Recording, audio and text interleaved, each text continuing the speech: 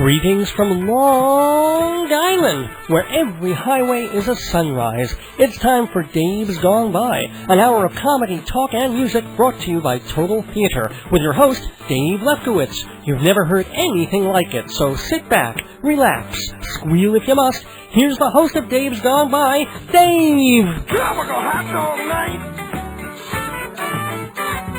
Like two flamingos in a fruit fight! There goes the Daverhood! Welcome, everybody, to the 169th episode of Dave's Gone By. Here we are on this 23rd of April, 2006, day after Earth Day. Hope that you had a good one. Hope that you celebrated in the way that most of us do celebrate Earth Day, which is watching TV, reading, going shopping, doing errands, and not really thinking about it. But, no, if you took a few seconds to think about the planet a little, that would have been cool. Anyway, take the next 58 minutes, please, and stay with me on Dave's Gone By, because as we do every week, we have music and talk and comedy, smart talk, silly talk, special talk, and music with me, Dave Lefkowitz, radio personality, theater critic, journalist, and humorist. And every show's a little bit different. So last week, what did we do last week? I talked about Earth Day stuff, and I think I did some comedy things. Oh, I sang a song. Gonna be different this time. This is gonna be a little bit more artsy, because I'm going to talk about theater. So much is opening now on Broadway, a little bit off Broadway, just because in a couple of weeks, the deadline for the Tony Awards is coming. Tony Awards are going to be the second week in June. And so all these shows have to open before, I think it's May 10th, in order to be there for the cutoff date when the nominators and the voters have to see them and then do their votes for the Tonys. So a bunch of stuff has already been opening, and I'm going to talk about them and review them and argue about them, I guess, with Iris Dorbian, who is the editor of Stage Directions magazine. Iris has been on the show a couple of times, and always good, fun conversation, good sense of humor, and a good sense of what's playing and what's worth seeing at the theater. So if you like Broadway, definitely stick around for this episode of the show. And then later in the program, I'll be doing my Dave Goes Off segment that I do every once in a while, where I go off on a topic or a rant or just whatever's in my head at the moment, and going to talk about front pages, something that I've noticed about some of our major dailies that's not really making me mad, but I don't like it. So, of course, I have the microphone, I have the time, I'm going to tell you why. And if there's time, I'll also sneak in a little bit about the New York Mets, because the season has begun, and for the most part, it's been pretty fun to watch, hasn't it, if you're a Met fan. Anyway, I know a few folks who are fans of this show. I know that because they sponsor the show and give us a nice hand. So, give them a hand. Hewlett Minuteman Press, the copy kings of Long Island's South Shore, Performing Arts Insider, Theater Magazine, which is, of course, the Broadway Bible, and MortgagesRock.com. This, again, it's not a place where you go just to get a mortgage, although I guess you can. This is the place where you go to learn how to be a mortgage broker, so you can get mortgages for other people and collect the commission. MortgagesRock.com. They're licensed in New York State and a bunch of other states, and the website is really good because it gives you absolutely all the details, all the information. It's like a glossary and an index and a textbook of what it takes to do mortgages and to do loans for people who want to maybe go back to college or fix up their houses or buy a second house. MortgagesRock.com. Give them a look, because making money never sounded so good. And we will begin the good sounds. Oh, before I forget, speaking of good sounds, also want to give a shout out to a fan of the show, Joyce Keller, the radio psychic. She's on Wednesday nights at 11 on this station, WGBB-AM 1240. She does a fun kind of advice call-in show, lots of laughs, also a little bit of that psychic stuff if you're into that. So, 11 o'clock Wednesday nights, Joyce Keller. Now I can say that we're going to start the good sounds of Dave's Gone By right after these messages. Hey, Dave's Gone By listeners, if you like hearing me, you love reading me even more. So hurry and get my book, Marriage, Babies, and the End of the World, filled with hilarious plays that were performed in New York, like King Solomon the Wise and Blind Date. 232 pages of pure Dave. Only $20 hardcover, $12 trade paperback. To get your copy, call 516-295-1511 or visit the Dave's Gone By website.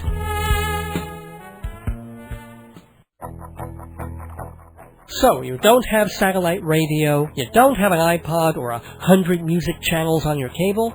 Doesn't matter. Live365.com has dozens of radio stations and all sorts of formats absolutely free. And one station, DFSX Radio, plays vintage episodes of Dave's Gone By every Thursday night at 8 and 11 Eastern. I've even put their link on davesgoneby.org, so just click to hear music and talk and me free on DFSX.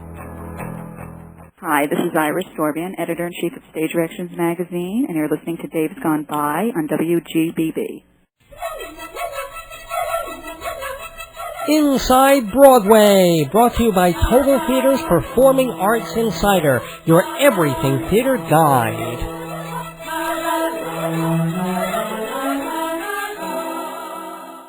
Welcome back to Dave's Gone By on this Sunday, April 23rd, going right into the meat, the heart, the pulp, as it were, of the spring theater season. They're crowding in already with nominations for some of the big awards, and so now all the Broadway shows are opening. They're trying to get, up there and in front of all the critics before the deadlines to be voting, especially for the Tonys. And already a few Broadway shows have opened. There are a few more coming all the way up until the second week in May. Everything's a little bit like a week late this year, because I think they're holding the curtain for Tarzan an extra few days. But we are holding our curtain open here in the neighborhood for a guest who's been with us a few times, and we're very, very happy to have her back. She is the editor-in-chief of Stage Directions magazine. Her name is Iris Dorbian, and she, as always, is going to talk theater with us, talk about some of the shows that have come quite recently to our stages. Hi, Iris. Thanks for coming to the stage of the neighborhood. Hi, Dave. How are you? I'm all right. How are you? Okay. How was your Pesach? Didn't think I would ask that one, did you? Well, it's over. Oh, did you eat matzah the whole time? I did when I was at my parents' house for a day in Jersey. But when I crossed the bridge, go back to New York, there goes my observance. So okay, so you had a pastrami on club, but you took like the breading out of the club, so at least it was thin and flat. I get you. Right. It's cool. It's New York Jewish. Mm-hmm. You'll pass. It's cultural. Anyway, let's get from cultural to culture, right, and talk about some of the Broadway shows that you've seen, that I've seen, and argue about them maybe a little bit, or agree on them perhaps. Right. So some of the recent things, first of all, can you think of a favorite? I know what I've liked from the season. I mean, actually, I liked Grey Gardens. Okay, that's off Broadway. Yeah, so off Broadway. Fine, yeah. Let's talk a little bit about Grey Gardens. Yeah. Why don't you tell the people what it is? It's a musical adaptation of the cult 1975 documentary about the aunt and the cousin of Jackie Kennedy Onassis, both of whom lived as recluses in a dilapidated mansion in East Hampton. The mansion was called Grey Gardens. Right. And this is an adaptation of that documentary. The first act focuses on what life was like before their descent into filth and seclusion, and the second act is really, from what I understand, taken from the documentary, where you see them as recluses, just living in squalor with millions of cats in this. Well, I wouldn't mind living in a dilapidated mansion. But the mansion here has gone to seed. Yeah. It's really quite filthy, and they do depict it in the musical. I don't care. I would still love to have a 26-room mansion. I would have one room that's really nice and have the kitchen all cleaned up. The other rooms can go to hell. Well, that's going to be your showroom then. Yeah. Although if it's on Long Island, the taxes must. Well, no, I couldn't even swing that. But what I liked about this, first off, with the unending influxes of jukebox musicals and these revivals that just go on and on forever. It was really nice to hear some very lovely music. Agreed. And it's original as well. I mean, there's some beautiful songs in that first act. And they're theater-type songs. It isn't like, some songwriter decided to plug in some pretty tunes and yeah, it's not generic. Yeah. And a lot of the original musicals, other than jukebox and revivals, and I wouldn't call them original, tend to be generic and homogenized. You just close your eyes, and you could have sworn you heard this last week somewhere else. Because it did, right? Yeah. Mm-hmm. But this was just lovely, lilting music, just beautiful, and there was a wonderful performance there by Christine Ebersol, who plays both the daughter. In the first act. Plays the mother in the first act and the daughter in the second act. It's quite wonderful. I think so far that is one of my favorite female musical performances this season. The other one would be Judy Kay in Souvenir. Well, the show was extended a bit and scheduled to end April 30th. Mm-hmm. And the thing is, there's kind of some talk about bringing it to Broadway, I guess, in the fall. In the fall? Oh, not. Or I don't know if they could move it immediately. No. Where would they put it? Yeah, that's God. Well, there's some shows that when Festin closes, they'll bring it. that should close and make way for the show. But do you think it would work on Broadway? Do you think it could go there? I've seen so many bad and forgettable shows the last few weeks, last few months that I can't see why it wouldn't work. And certainly, there's Well that's running. And I think Well really belongs in a small down. Yeah, venue. It's going to be gone in 2 weeks. Yeah, guaranteed. Deservedly so. Yeah, well, all right, we'll get to that one in a second. Well, just to finish up on Grey Gardens, though, I had some trouble with it, and that's the reason I would not necessarily, if I were a producer type, say, oh yes, let's move it, and it will do okay. I mean, I think it needs some work. I mean, there's about 20 minutes in the second act that could be cut.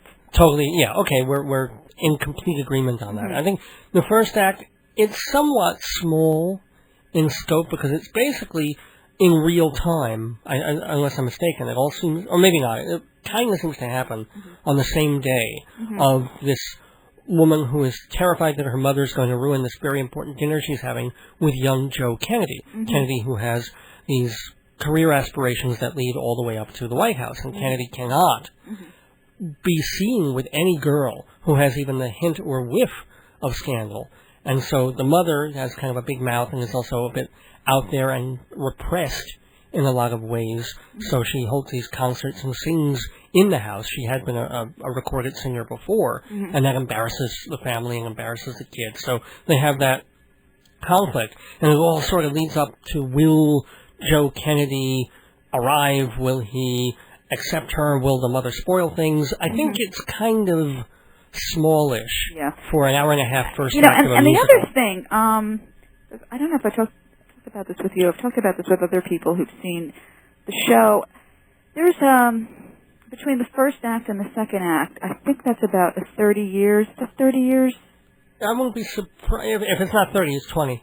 Yeah, and the characters, the mother and the daughter, they undergo a tremendous transformation, and you want to know in the second act, how did they end up like this? Oh, I think that I think is there. I think the clues are there. Yeah, but I mean, how does the daughter end up just so delusional and like in this state of dementia? And you just why is the mother eating cat food out of a can? I mean, you want to know how. I tried eating cat food out of a bowl, and the can is much more economical. No, you want to know how they ended up in such a dire mental state. And they don't really, you're right, on some level they don't quite explain that. They don't explain that. And then the second act is really very static, actually. And kind of over the top, a little bit. Yeah. I mean, because they're so outrageous. Right, and then there's that sort of thing where they bring the kid in, who's the friend of the old lady, and that sort of, I don't know, it just wasn't quite, even though the whole show was so professionally done, and done with such craft that you went with all of it, even when you knew something wasn't quite working anymore. But at least it was a pleasure to see something unique and original that had some really good acting and some very, very good songs. Yeah, absolutely, and to see it. physically, too. It was a beautiful set. Oh, Even the ugly part of the set was beautiful in its way. The house, even the house when it's decayed, it's just so evocative. Speaking of a set that has gotten almost as much commentary as the piece itself, a revival of Awake and Sing, being done by Lincoln Center Theater. It's the Clifford Odets play, one of his most famous, or the most famous after Waiting for Lefty, which sprang him onto the scene as a leftist, populist playwright with fire in his belly, but still with a big, gaping, bleeding heart. And Awake and Sing is a family drama, but also a socialist Marxist drama, very openly so, revived here, and isn't revived all that. I mean, I haven't seen it done in New York, and I was very happy to. First of all, what did you think of it? Well, I know we were there the same night, and we were dealing with a kind of a noisy geriatric audience. Oh my God! Tell! For the whole first act. Oh, there was someone who was sort of loudly heckling what was going on, and I really thought Ben Gazzara was going to stop and just tell her to shut up. Or the way Ben Gazzara at this point would say, "Did he have a stroke?" Because he talks in a very, I think he had a stroke. I wasn't throat sure, cancer. or maybe he was just trying to affect some sort of Yiddish accent, and it wasn't quite working to his liking. I wasn't crazy about that accent. It just, growing up and hearing that accent spoken so frequently in my house, I can tell when it's working or it's not. It just wasn't really working. But I do want to say that I think I felt a little bad for him reading some of the reviews of it, which were mostly good reviews of the piece as a whole, and saying that he was mushy-mouthed a bit and in the diction, and he sort of was, unfortunately. But I remember seeing documentaries or interviews with him about 3 years ago. He had, his larynx removed. Or some stuff like that. Or a stroke. You gotta be kidding me. Because if he had his larynx removed, we wouldn't have heard, he would be sounding like, no offense, Jack Klugman. No, all right. He wasn't like this. Exactly. He was more like this. We could hear him. Or it wasn't that, but it was a throat cancer thingy type stuff. Yeah. Well, the production, I liked the acting more or less, very much. Did you think the styles of the acting? I thought they did. I thought they all worked. They all worked. Together. I mean, the one thing I have to give them props for, as opposed to another show that's running as a star-studded cast sort of star-studded cast festin, is that with Festin, I didn't get the sense that they were a family or that they even really knew each other. And here, I still didn't quite get that sense, but they seem to work with each other better.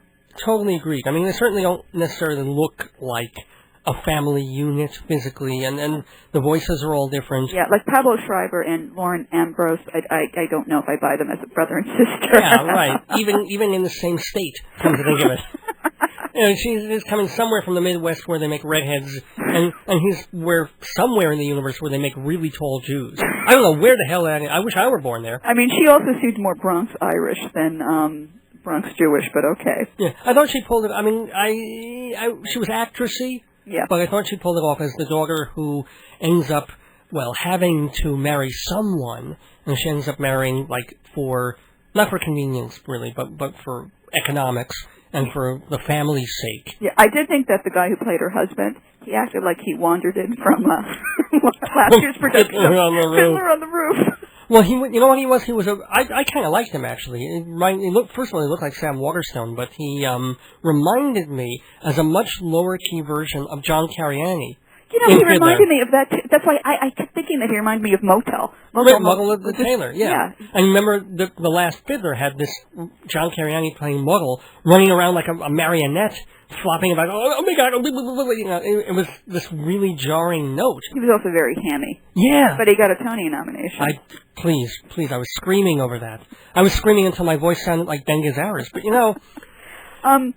But I liked Mark Ruffalo very much. He grew on me.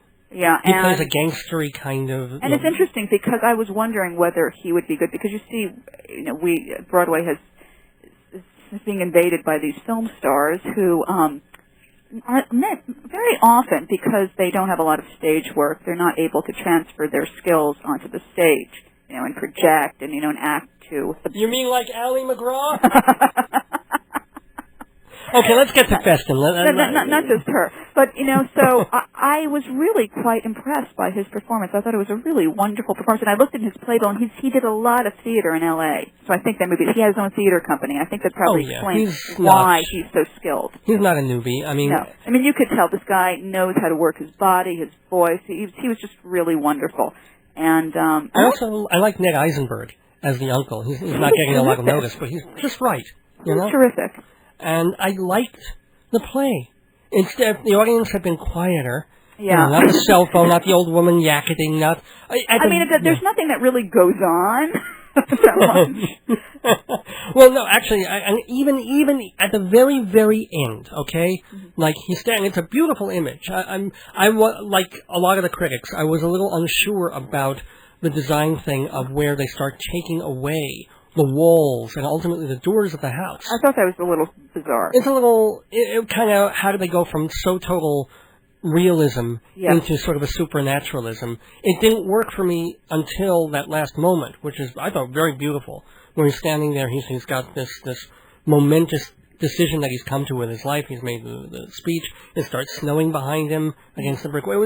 I thought it got to me, except for literally as he's standing there. The lights are still there. Behind me, I hear some alta kaka sakrechena woman. She's like, "That's it." And her friend turns to her and says, "No, I think there's another speech." And I was right. I was sitting right behind her. Oh, did you hear her? Yes, I did. I was sitting right behind her with a friend of mine, and we just looked at each other in shock. Why don't you just hit her? Why don't you take your playbill and not just smack her on top of the head, but take the Because she was about 170 years old, and my parents taught me that I should respect my elders. Yeah. Even though she's not really respecting people who were around her or on stage. Of course. Give her little paper cuts so that she won't even know, but when she gets home, by the time she walks in her door, she'll have bled to death. This is how you really take it out on audiences. Yeah, I felt very sorry for the actors dealing with such an obnoxious audience. Well, speaking of obnoxious, we're going to get to Festin in just a minute, but got to do some commercials first. We'll be right back with theater critic and editor-in-chief of Stage Directions magazine, Iris Dorbian, after this. Performing Arts Insider. 3 words that represent a whole world of entertainment found on Broadway, off-Broadway, and in cabaret. Hundreds of productions to see and enjoy, but how can you keep them all straight?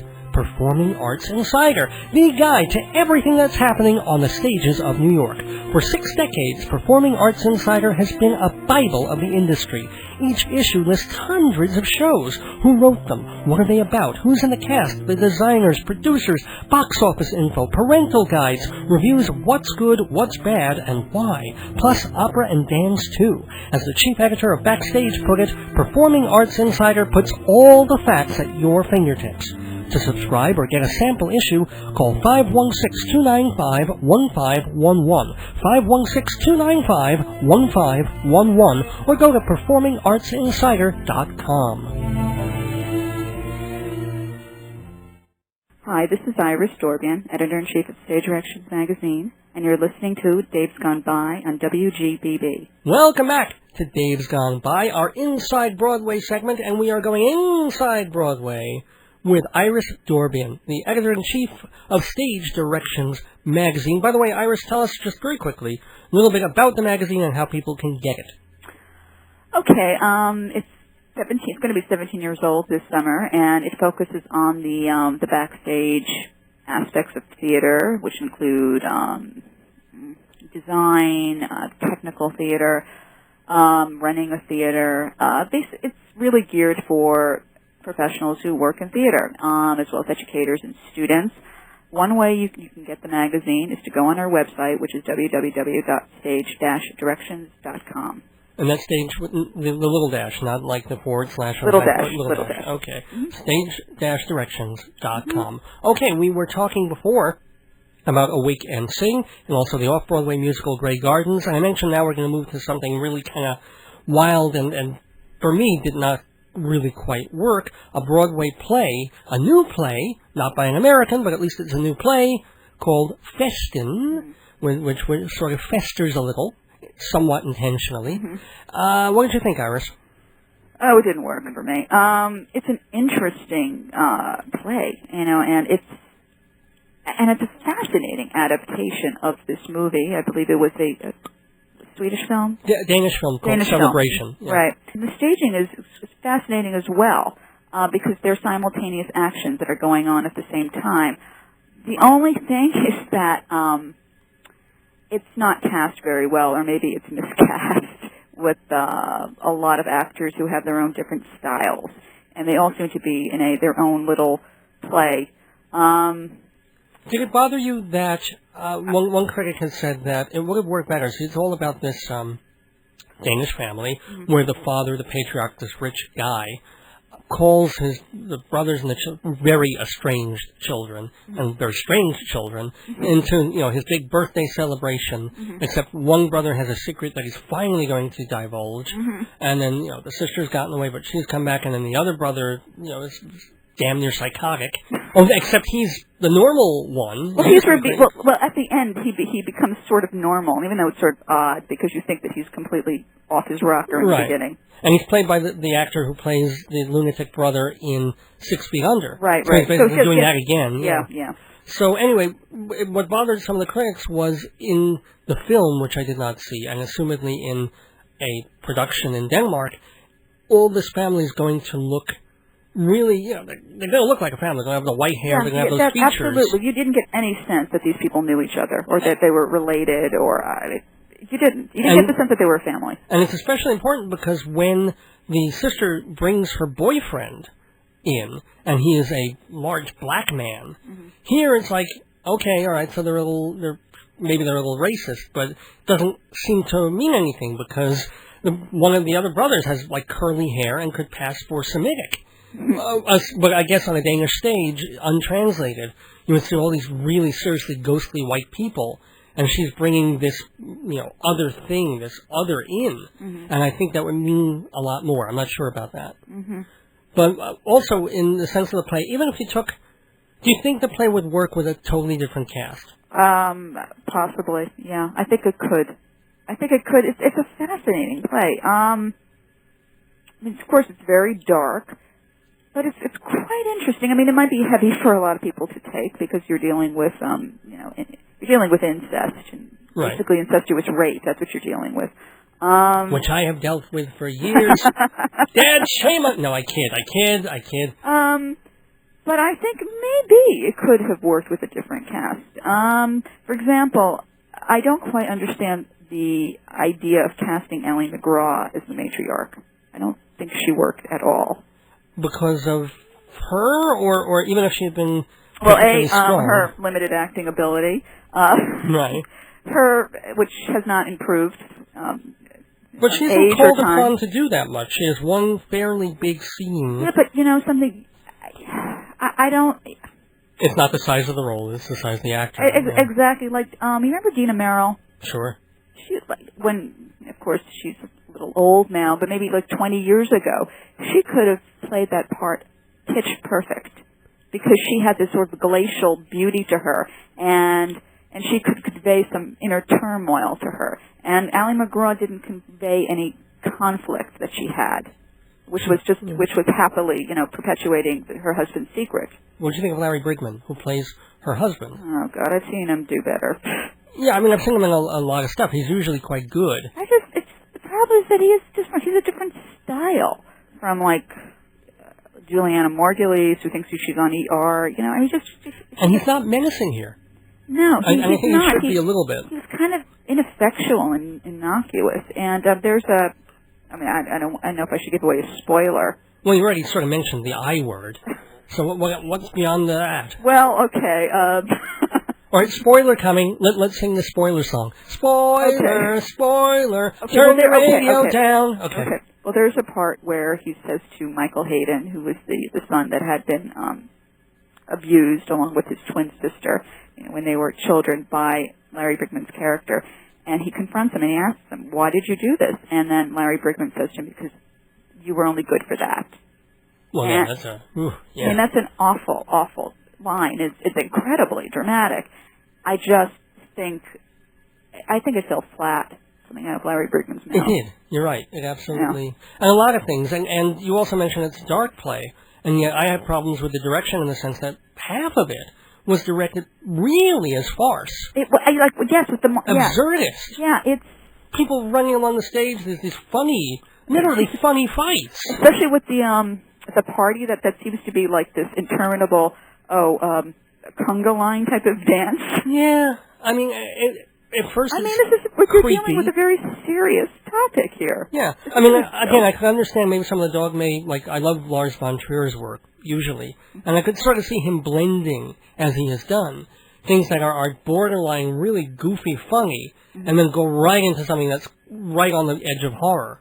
But here, it was just like, whoa, what is, this is just jarring all over the place. Oh, it's a satire. It's a funny, no, it's not a funny satire. What is it? And by the end of it, also, I was disappointed in the fact that it seemed, for the first half of it, to be a political metaphor. To me, it seemed underlying all this about the way that the truth is, there is a certain truth that people know and are about to say. And then they finally get the courage to come out and say the truth to power. Power is able to not just shout them down, but to distract and divert. So all these songs they sing at the party. I mean, he literally says the most awful things about his father, and within a couple of minutes, it's all been turned around, and it's sort of like, oh, so what? But I also think, but I think you're talking, but that's seems to be indigenous to Europeans and European families, about how appearances are uppermost, how they count. Oh, okay. See, I'm not that familiar. Yeah. Because as daughter of Europeans and somebody who had a European upbringing, I mean, my parents used to always tell me, my father not as much, my mother all the time about how important appearances were. Yeah. Well, in our family, it's just like never tell anybody how much money you make. That was the only appearance we at all cared about. It's like they ask, it's nobody's business. That I agree with. Oh, okay. But I never sign anything. But I don't agree with the appearances. Okay. Speaking, let's see, we have one more show to cover in this Inside Broadway segment with Iris Dorbian of Stage Directions magazine. Thank you so much for joining us. And here's a thing where all the appearances are kind of stripped away, literally, metaphorically, metaphysically, in a play called Well by Lisa Kron. And she is one of the 5 lesbian brothers, so of course I like her already. No, but they are a wonderful troupe. They not all their plays are perfect, but they reach and they really do mix comedy and horror sometimes in a terrific way that I was talking about. And they've done some great stuff. And Kron is a smart and good and intelligent and funny writer to an extent. So she decided to concoct this play sort of based on her, based on her life, but kind of not, and her relationship with her mother, who spent apparently a good chunk of her life in various states of illness. And this is a way to construct and deconstruct that relationship and to try and question what it's like to be not well for years and years on end, never to really get any better, and yet hang on. I just don't think the piece works, certainly not on Broadway. Yeah, I agree. I think it really needs to be in a small downtown venue. Where did it originate in a small downtown venue? Well, they did it, I'm sure, at the Public. I think that was where but if this is something like, I don't know if it still exists, Dixon Place? Dixon, I think, I haven't heard about them in a while. Maybe they don't. I mean, that type of off-Broadway downtown performance art venue, that's really where it belongs, not on Broadway. I think it's too small for Broadway. And honestly, my problem is I just didn't care. And I thought she was very condescending. Well, yeah, I think if you had cared, you would feel it would belong on Broadway. Yeah. I mean, you can take an A.R. Gurney play from downtown, and if it works, certainly move it uptown. Yeah, but you need to care about... you need to care, and I did not... I liked her mother very much. And I don't know how to pronounce her name, but I think... Hudishell? Something like that. Hudishell. She's probably going to get nominated for Best Supporting Probably, and she's good. She's very good. I kind of like Mary Louise Wilson in Grey Gardens. Well, that's off-Broadway again. Yeah, that's off-Broadway. She was good. I liked her, and I liked every time she talked, but when Lisa took over, I I would just cringe. She just had this. She over-explains. She over-explained. She has a condescending attitude, and I didn't care about her stories. I didn't find them remarkable, especially when she was going on about, how she was raised in a racially integrated neighborhood in Michigan. Big boo-hoo. I was born in Patterson. I was the only Patterson, no! Patterson! Patterson, New Jersey, and I was the only white girl in my first grade class. So what? I'm not impressed. I don't care, and I didn't understand the allergy subplot that was going on there. I didn't care. A lot of the acting, except for the mother, it's very presentational, which can work if it's something like Avenue Q. Well, yeah. Where you're dealing with they're sort of sending up a particular genre, and that's like the Muppets, Sesame Street with puppets. But I didn't think it worked here. Yeah, coincidentally, within a day or two of seeing, a week or two of seeing Well, I also saw Title of Show, a little off-Broadway musical, where they also break the fourth walls, where the actors are actors. I saw that too. Yeah, right, exactly. And it worked. That worked. That worked better because they weren't They didn't have a condescending attitude, and I was also very charmed by their obvious love of musical theater and also the musical theater gossip, and it was full of insider references. Oh, totally. But they weren't so insider that no one could get them. It was an enjoyable musical, Absolutely. even if you didn't know that one song was completely made up of show titles of flop musicals on Broadway. Yeah, it was very charming. But Well is... not only are they breaking through the fourth wall, but she's telling you over and over again, well, I'm doing this construct to break through the fourth wall. In case I didn't okay. understand it like the first 3 times that you were doing it. Yeah. It's a shame. We need new and interesting experimental plays on Broadway. It would be nice. Yeah. But they got to be a little bit better edited and more interesting than Well. Well, that's, it's really a shame that there's been a dearth of good plays this season. It was sort of evidenced by the fact that the Pulitzer Committee didn't hand out an award for Best New Drama. Well, which would you, if you were on the Pulitzer Committee, what would you have voted for? God, I can't even think. You saw the John Patrick Shanley play, the new one called Defiance. Oh, please. Not, okay. You're defiant about it, huh? Forgettable. Very, well...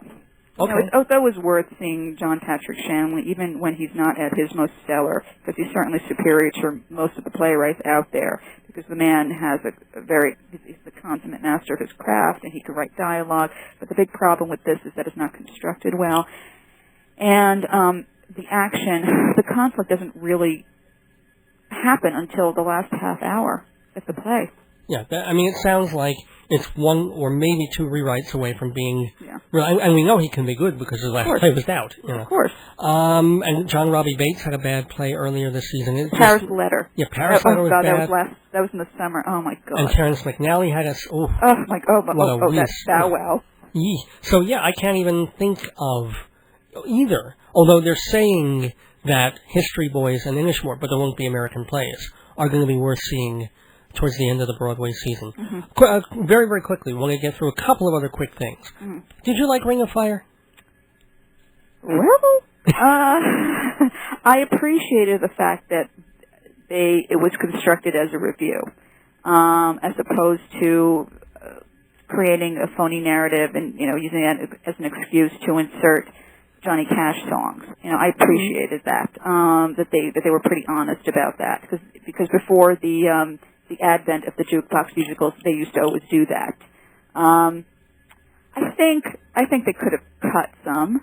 I think I could have cut 45 minutes. Yeah, I thought it was overly long. I certainly liked it better than some of the other than Lennon and some of the other jukebox. Oh, I musicals. like Lennon. Okay. What did you think of Bridge and Tunnel, which is playing until July? I think. Very talented performer. Sarah Jones. Yeah. A wonderful chameleon. I thought she was just really talented. I wasn't crazy about her material. I think for me the funniest is right before the show starts when she comes out. Yeah, that's cute. And she comes out as a bag lady, and she's just telling the audience, turn off the cell phone. She's just giving the audience a pre-show announcement. To me, that was the funniest. And it was in a funny way. Yeah, I saw the show also about 2 years ago now when it was downtown. And this is a show that worked better downtown. Yeah, I had my reservations then. Yeah, but, I would like to see her in something else. I mean, she certainly has a lot of talent. But I wasn't crazy about it. I certainly liked it better than Well. No question about it. Yeah. But I still was largely underwhelmed. So it wasn't worth taking the Bridge and Tunnel crowd to see Bridge. No. Oh, that was bad. Anyway, but it has been good. Oh, and your favorite show so far of the season, which would, I guess, go back to last May. Oh, God. Now. So if you were voting... You mean like a revival, original, what? Because there were 2 revivals I liked, and there was one original. Okay, what are Well, it's not really an original. It's another, well, okay. The 3 shows other than Grey Gardens, which I liked, the revivals that I think are very good are Sweeney Todd yes. and Pajama Game. Yes. Both done very well. Excellent staging, really very, very fine production elements, really worth seeing, both of them. And Jersey Boys, which is a jukebox musical. I know. I mean, it was the best done. I still find it kind of, as soon as they sing the songs, I'm like, it wasn't my era. I mean, it was my era, but it wasn't my era. I don't know. I'm looking for... That's my mother's era. That's not my era either, but I think it works, because it makes the songs make sense because they're talking about it's a biographical musical about the 4 seasons, Frankie Valli and the 4 seasons. So when you hear these songs, it's not like it comes out of nowhere. It makes sense, and it's directed beautifully, and the performers are terrific, and the choreography is wonderful. Right. Although they say that one of the performers, the lead singer, is having a little help. I just heard that recently. I don't know if that really matters, actually. I heard that recently, yeah. They're so in backstage. Well, there's a couple of people sort of helping him out on those high notes. Yeah. All right, so, it's not quite lip-syncing. It might make Michael Cerveris's, No kidding. Run to the podium. It may cost John Lloyd, I think it's John Lloyd Young or John Lindsay Young. John Lloyd Young. The Tony there. The only reason I'm happy that kind of came out was I think he got so much attention. He's very good. But I thought the other guys were terrific. I like the guy who's the narrator for the whole first act. Oh, he's terrific. The one who gets no The one credit. who's the gangster who ends up in Vegas. He's wonderful. Yeah, what's his name?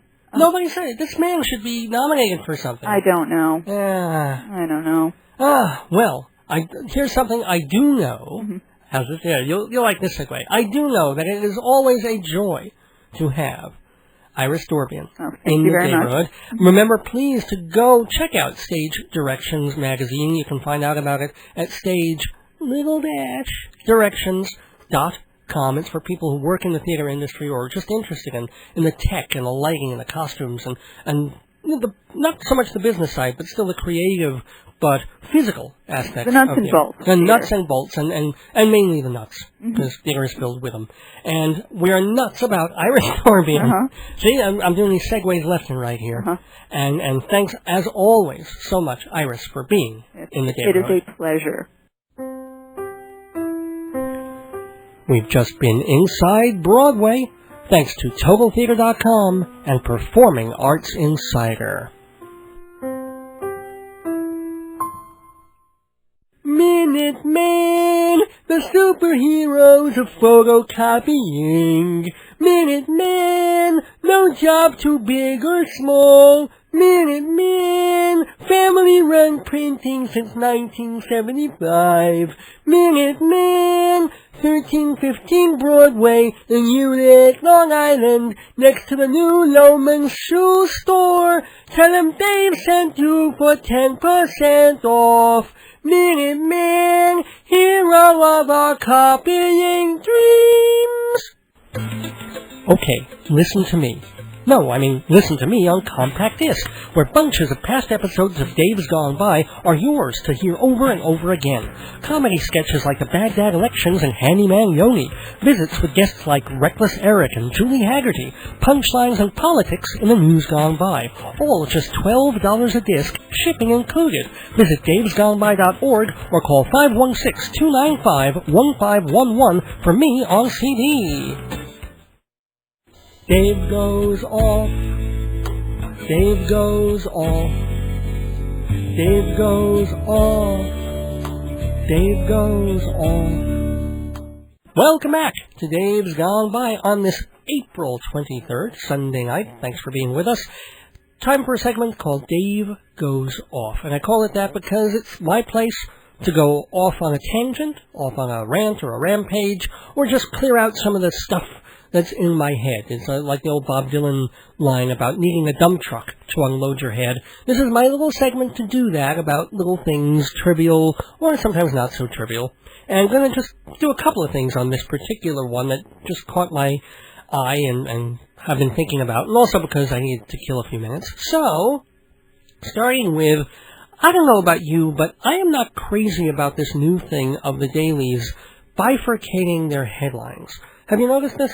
And they don't do it every day, but even on days where there's some pretty important news, you start to see, like, the dailies, the real tabloids, the Post, the Daily News, you don't get that big front page with a picture or the giant block letter words anymore. And they split the page in half, and you kind of get the major or a big story at the bottom half, and then an entertainment story above it.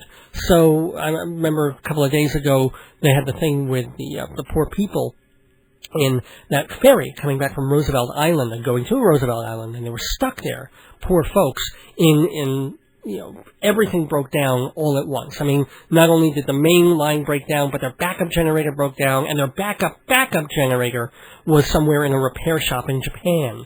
So instead of being able to rescue, to turn on the thing and get these people back on within half an hour, or to rescue them within an hour or two, some of those stragglers up there were up in the air over that river for about 12 hours with, no bathroom.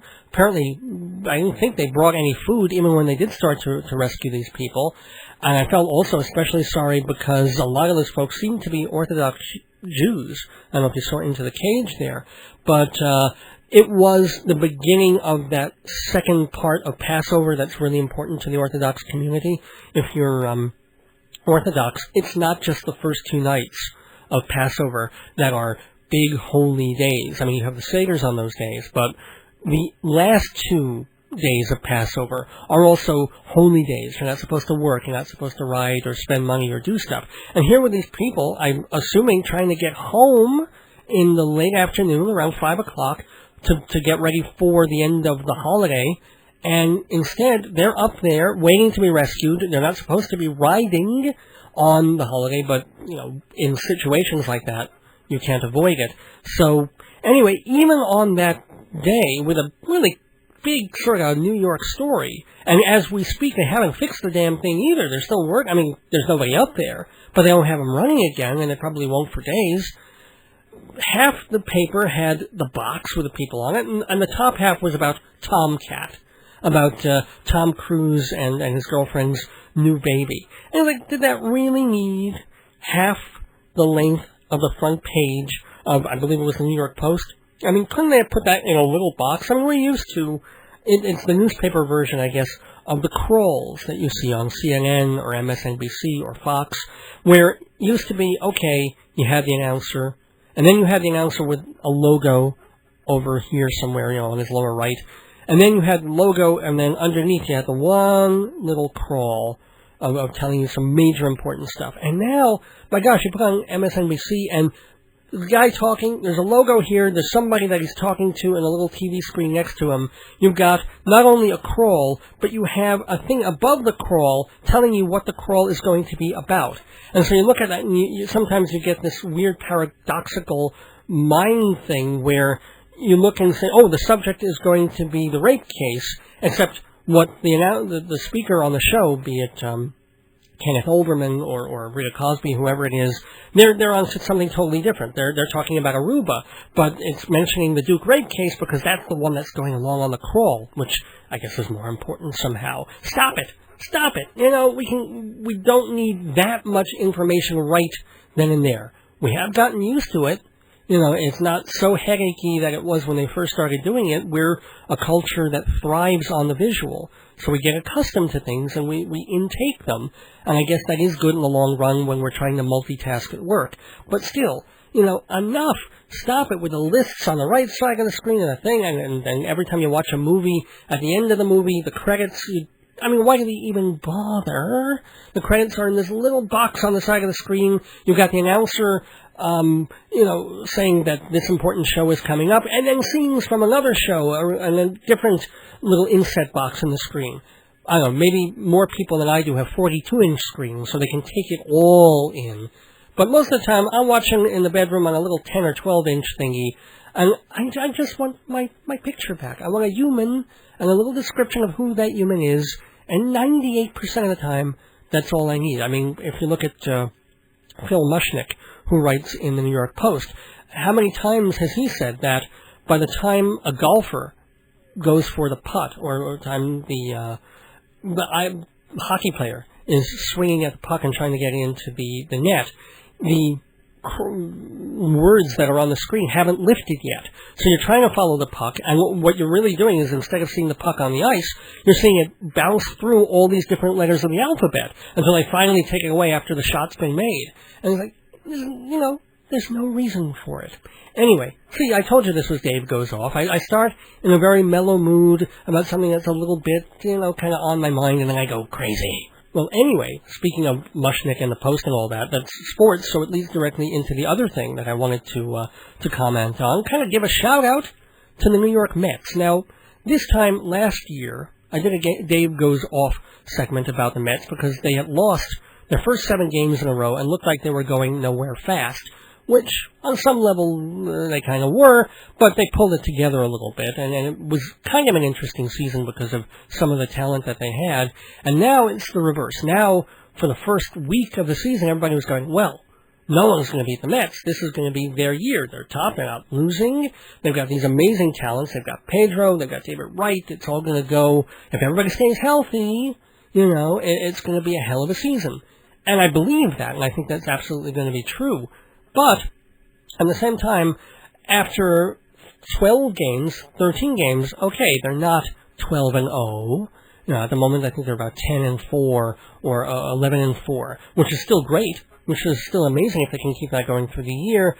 But, a little moderation here and there. They already have their GOAT. It only took a week or two, and suddenly Victor Zambrano is like the bad guy, even though he's 1-1. He had one bad outing, but he won the other game, didn't pitch too well, but doesn't necessarily mean he's a disaster.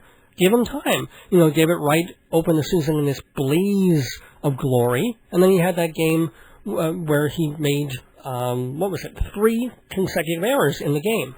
So, it's a long season. We're only 2 weeks into it, so give it time. Psst, you want to buy a watch? No? How about a dishwasher? Vacation to Europe? Well, what's wrong with selling my stuff this way? How else? Advertise on Dave's Gone By? Take a 30 or 60-second ad on the radio? I can't afford that. I can. And I'll reach thousands of listeners all over America? How do I... Dave'sGoneBy.org has all the info, huh? Rate card and everything? Done deal. Hey, before I go, want to buy a raincoat full of watches? Hi, this is David Lee Roth, and I want to talk to you about energy conservation. Just because warmer weather is here doesn't mean you should stop making the same sensible decisions about water, electricity, and fuel that got you through the winter. By carefully monitoring the precious natural resources you use, we can balance that with the needs of the greater community. So when you water your lawn, why not make sure that... Hello? Why not make sure that... Hello? Is anybody listening? Come on, it's me, Diamond Dave from Van Halen, and this is a public service announcement about energy. Hello? Hello? All right, did I ever tell you about the time we were on tour with Judas Priest, and the amps wouldn't work during the mic check? Okay, so I go to the manager and I say, dude, this ain't going to be much of a concert unless you get the amps fixed. And the manager says, okay, I'll ask the roadies to take a look at it. But meanwhile, okay, this roadie is... Hello? Hello? Still nobody, huh? Not one listener? Hey, did I mention that I banged one of the chicks on Falcon Crest?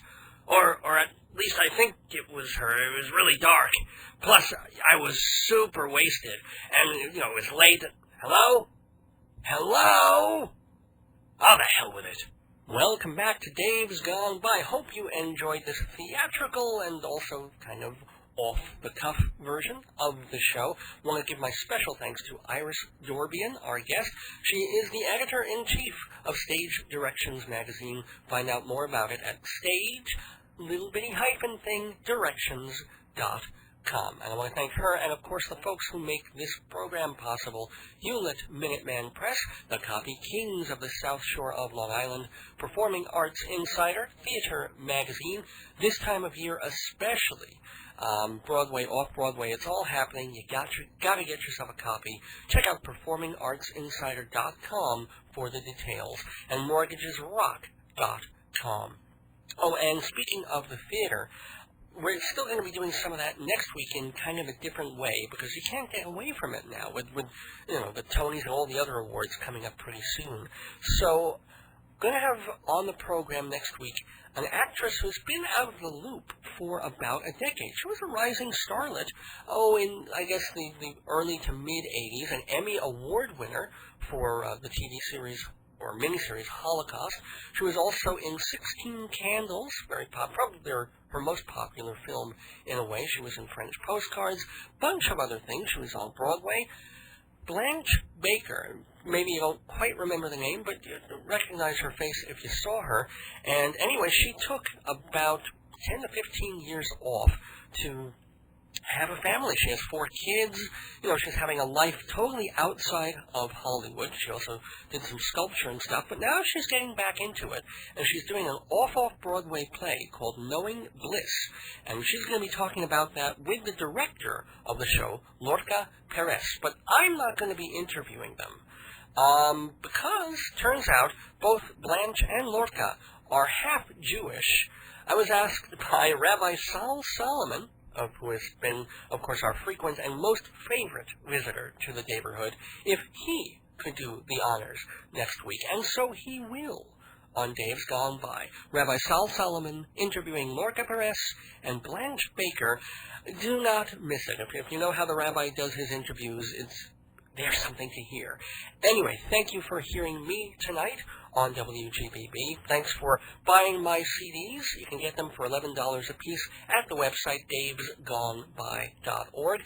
Also the place to buy my book, Marriage, Babies, and the End of the World. I want to thank you for listening. I want to thank my wonderful wife, Joyce, for her wonderfulness, as always. And I want to thank you for tuning in next week to the 170th edition of Dave's Gone By. Until then, don't miss your days going by. This is Dave Lefkowitz saying good night, good theater, and gone by.